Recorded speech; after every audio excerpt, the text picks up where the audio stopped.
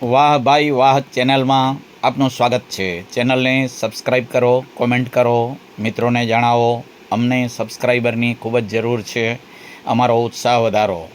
ફરી એક વખત આપણે શરૂ કરીએ છીએ સંતોની વાતો। આપણે જે પણ સંતોની વાતો કરીએ છીએ તે આચાર્ય શ્રી વિજય રત્નસુંદરજીના પુસ્તક હૈયું હલી ગયુંમાંથી સાભાર સ્વીકાર કરીએ છીએ।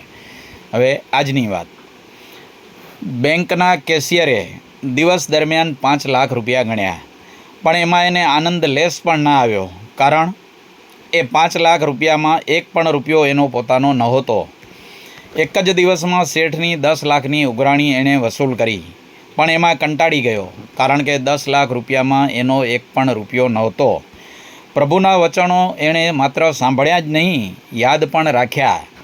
લાખો શ્લોકો એણે વાંચી લીધા, હજારો શ્લોકો એણે કંઠસ્થ કરી લીધા, છતાં ન તો એ મનની પ્રસન્નતા પામ્યો કે ન તો એ અંતઃકરણની નિર્દોષતા અનુભવી શક્યો। ન તો એનું હૃદય કોમળ બન્યું, ન તો એનું મન સરળ બન્યું, ન તો એનો સ્વભાવ શીતળ બન્યો, ન તો એના વચનો મધુર બન્યા। કારણ એણે જે પણ સાંભળ્યું, જે પણ યાદ રાખ્યું, એમાં એને કોઈ જ શ્રદ્ધા નહોતી।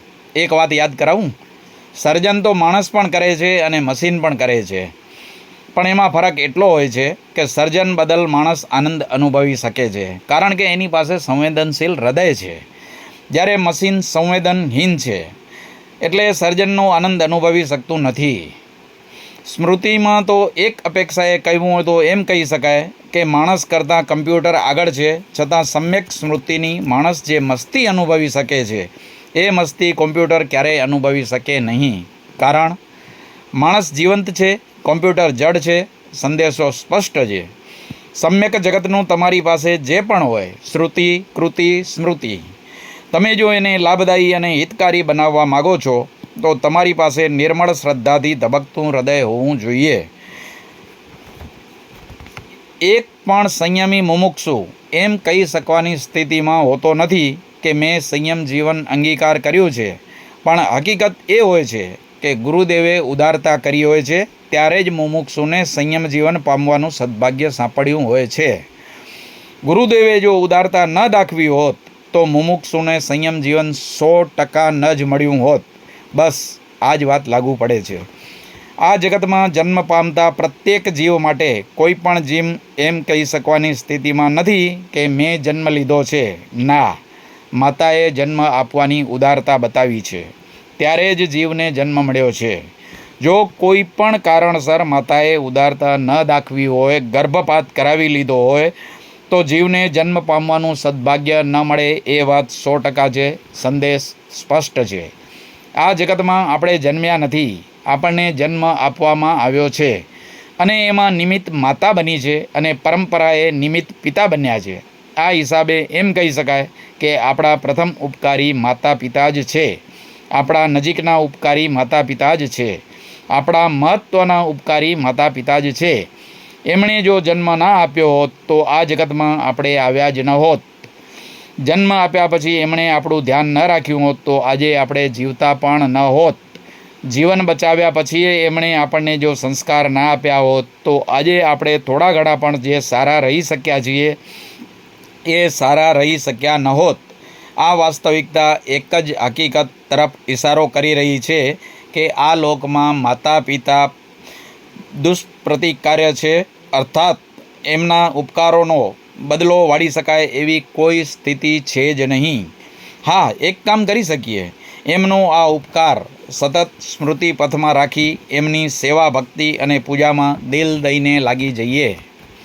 આપણને કોઈ કચકચાવીને ગાડો આપી રહ્યું હોય, આવેશમાં આવીને આપણે એને લાફો લગાવી દેવા તૈયાર થઈ ગયા હોઈએ, અને એ જ વખતે આપણને કોઈ એમ કહે એણે તો ખૂબ પીધો છે, તો પછી આપણે એને લાફો લગાવી દેવા તત્પર બનીએ?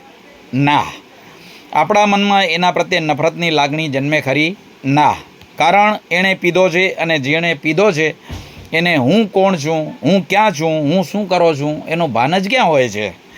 એક બીજી વાત, રસ્તે ચાલતા ચાલતા એક યુવક પડી ગયો છે, એ સમાચાર આવતાની સાથે જ એ રસ્તો અત્યંત ચીકણા કાદવવાળો હતો, એ સમાચાર પણ આપણા કાને આવે, ત્યારે એ યુવક પડી ગયા બદલ આપણા મનમાં થોડો ઘણો પણ જે નફરત ભાવ હોય એનું સમાધાન થઈ જાય। રસ્તો જ જ્યાં અત્યંત ચીકણા કાદવવાળો હતો ત્યાં એ યુવક પણ બિચારો શું કરે. બસ આ જ સ્થિતિ હોય છે કર્મ પરવશ જીવોની.